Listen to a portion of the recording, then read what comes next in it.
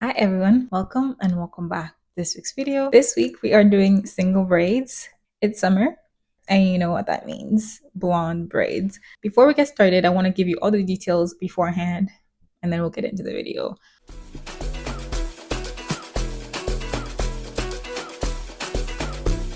So it's been 5 days since I finished my hair. I'm finally getting into showing you the finished product and giving you all the details. This particular set of braids were a little bit more challenging than usual just because I had just cut my hair a few days prior. So I cut my hair a week and a half now.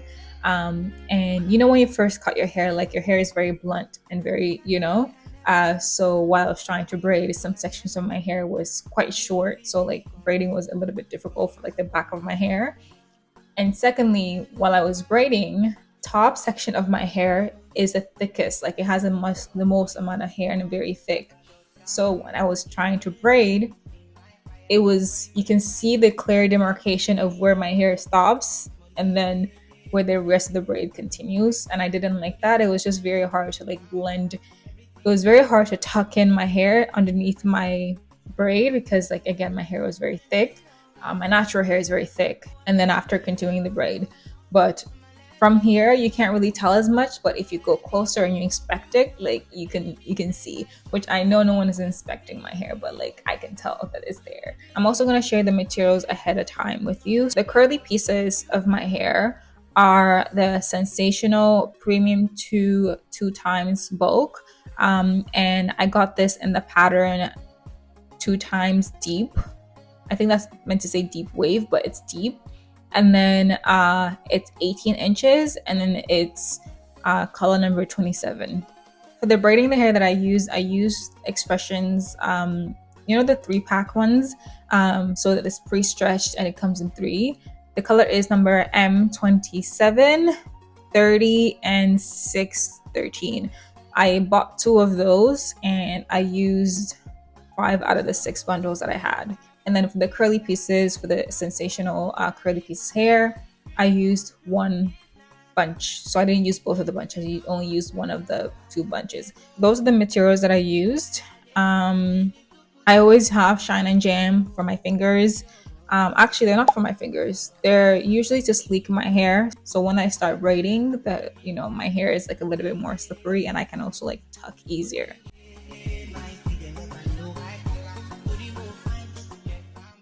At this point, I'm just parting my hair. I've done the same parting routine many times. I also have a video that I'll link above where I show you how I part, but it's the same method. I start from the back of my neck, I draw a straight line, and then I part my hair at the bottom. My hair is much shorter now. I had to do more parts than I normally would have.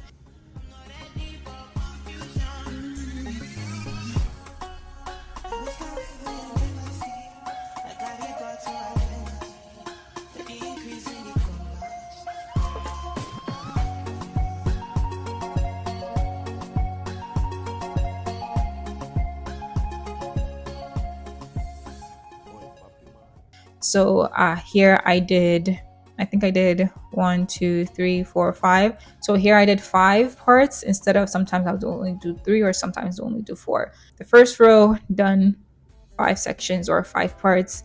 The next row, another line, and I part again. Same method. I usually part with the brick methods. I try as much as possible. It's not always possible, but I always try as much as possible to put my parts in between each braid. So using the brick method, I create my part when there's already a braid.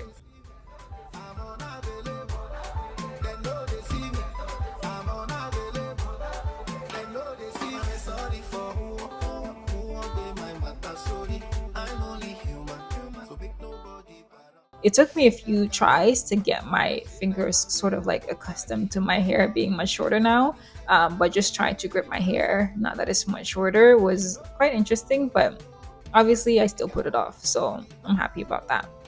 And now you notice that I'm parting as I go. Normally I would part my whole head before I even start a single braid, but this time around I went row by row, or sometimes 2 rows at a time. I think I just wanted to make sure that I could actually grip my hair before I was committed to having my whole head parted, because surprisingly some parts of my hair were very short. But once I got used to the grip, I was good to go.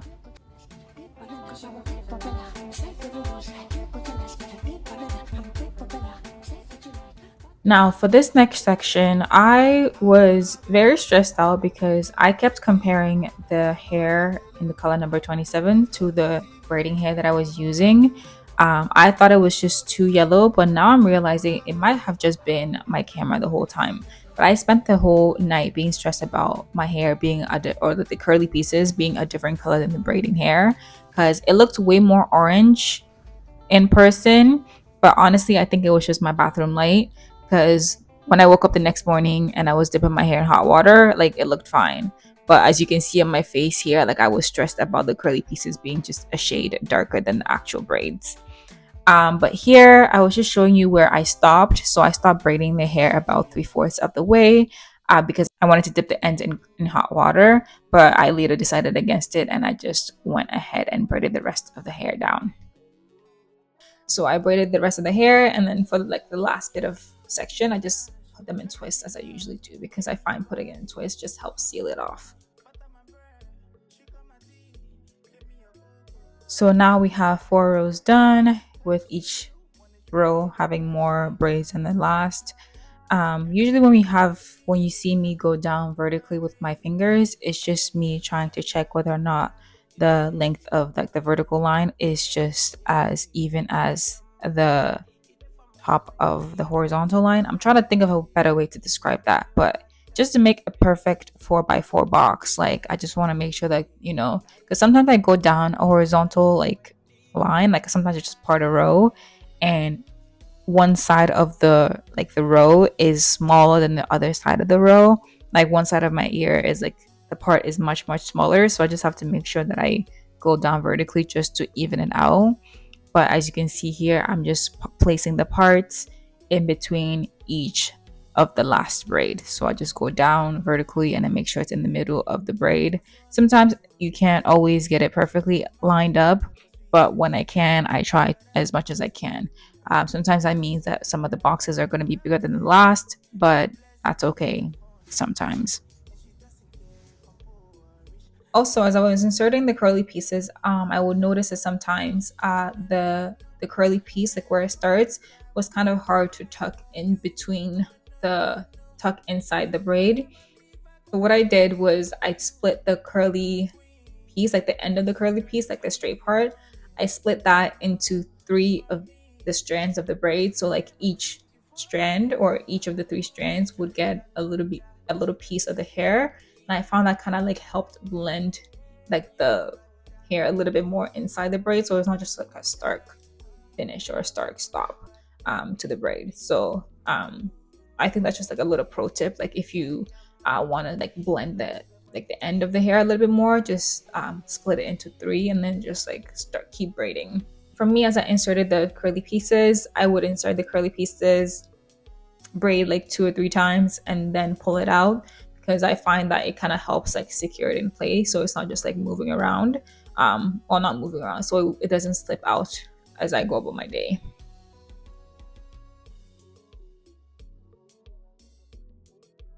Again, we have another row, and I'm just parting to make sure that the row, both vertically and horizontally, are even before I start creating the boxes.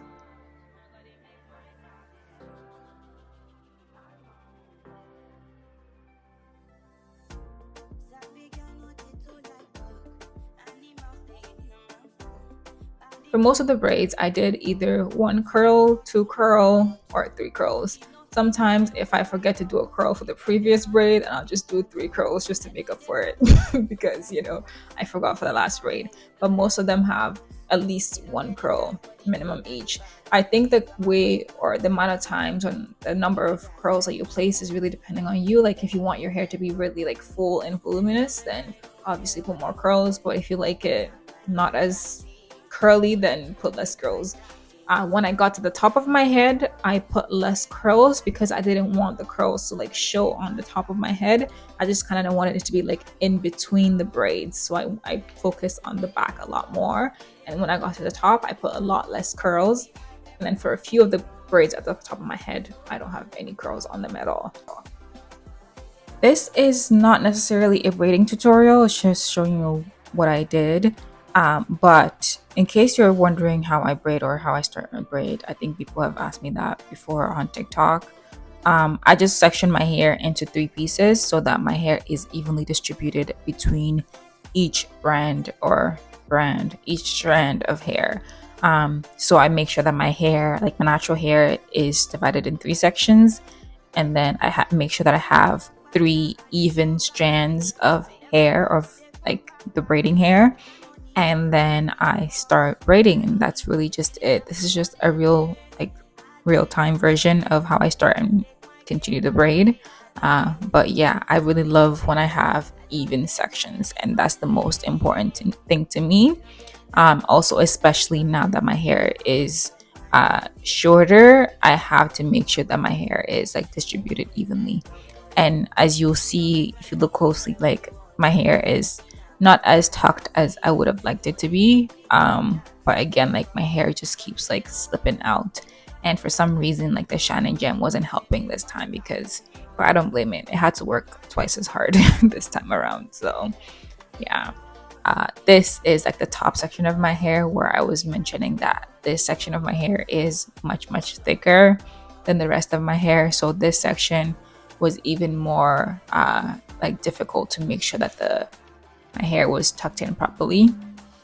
And this is the last row. This is the last row that I did before I started just going straight lines. So sorry, let me clarify. This is the last ear to ear U part that I did.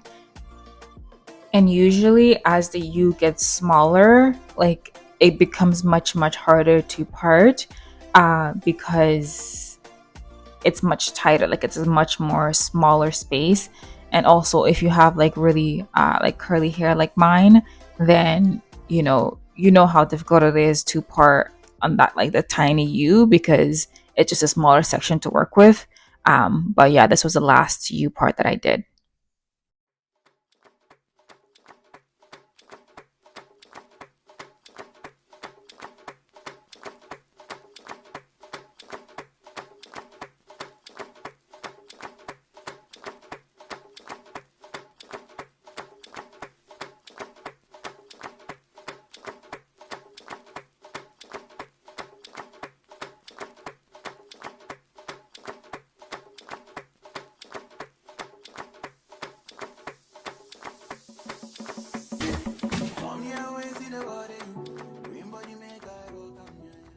So for this section, just to get rid of that U, I went across and I did 4 parts for this section. One time I created a TikTok video on how to part for single braids, and someone asked me why I didn't create a middle part. And the answer to that, I never wear my hair in a middle part. Never wear my braids in the middle part, so I never create a middle part for myself. But part of my story is, if you do want a middle part, this is the part where you would create that middle part before you start the rest of the parting. The point of the U is just because that's how I part from ear to ear. But having that U, an extra benefit of the U is it just automatically creates a side part for me. So each row becomes a side part. So I can have my side part start at the 3rd row or the 4th row, or sometimes even the 5th row if I wanted to. So my side part can start anywhere it wants to.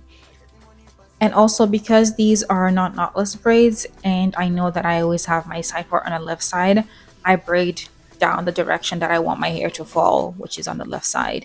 I think the benefit of having knotless braids is usually that you can move it around any direction you want, whenever you want. But because these are not knotless, you kind of have to stick to the parts that you created initially, at least for the first few days, and then your hair kind of softens a little bit, and then you can do whatever you want after those few days.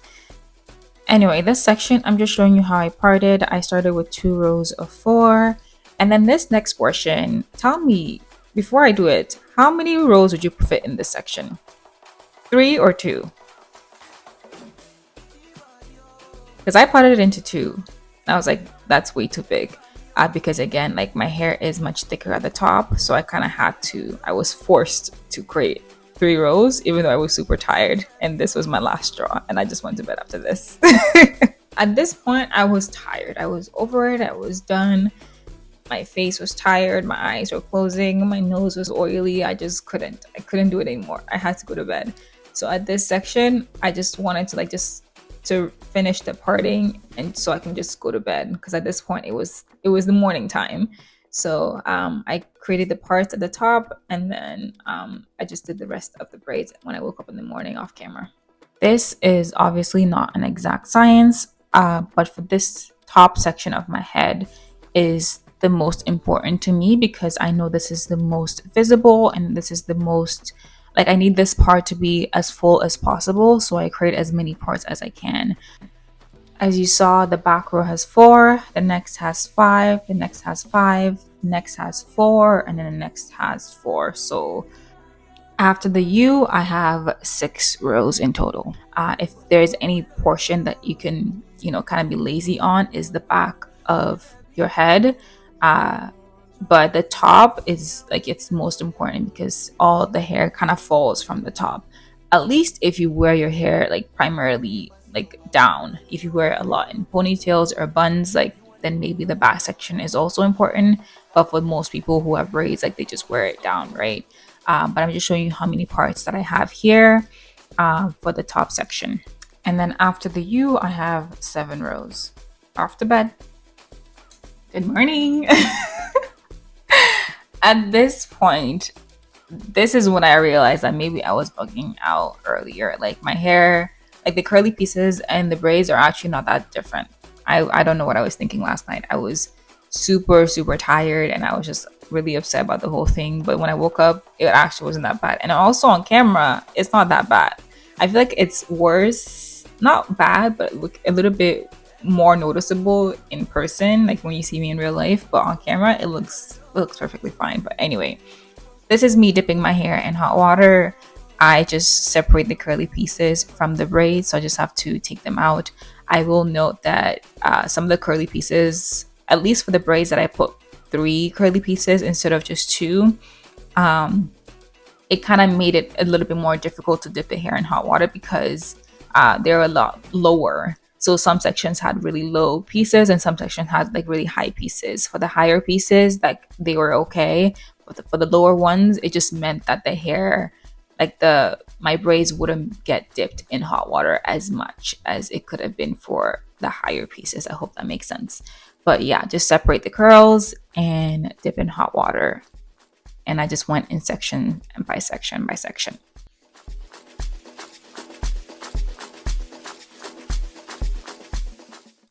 And as I move my hair around, you can kind of see my face. Like, my hair is, or at least my scalp is still a little bit tender from the pain and from the stress, I guess. So this is actually my favorite part of the whole thing. I like to put my towel in the hot water and then just put it on top of my head. I feel like this helps my scalp relax. This also helps the braids that didn't get as much hot water, or didn't get any hot water actually. It helps them to relax a little bit as well. But mostly for my scalp, like, this feels so good on my scalp. I do it as much as I can, or as many parts as I can. So I just move the parts around and I just press it on my scalp. It feels so good. And it just feels like such a relief. The last step would be to just trim some of those pieces that are sticking out. So where the curly pieces start, just trim those ends. And yeah, but I didn't do it this day. I did it like much, much later on the day I actually went out.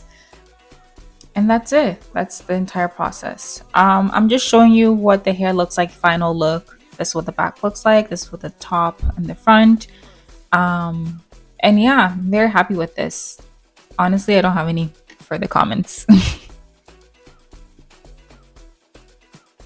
And last thing, I'm just showing you how much hair I have left over. So I used 1 bundle, and from that 1 bundle, I have this much left over.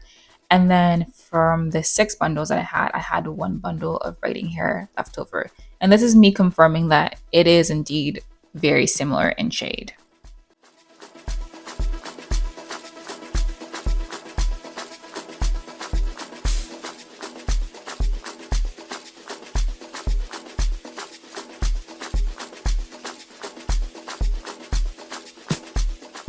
So it's been 5 days since I actually finished these braids, so it has definitely had time to like, soften and marinate, and it's just perfect at this point.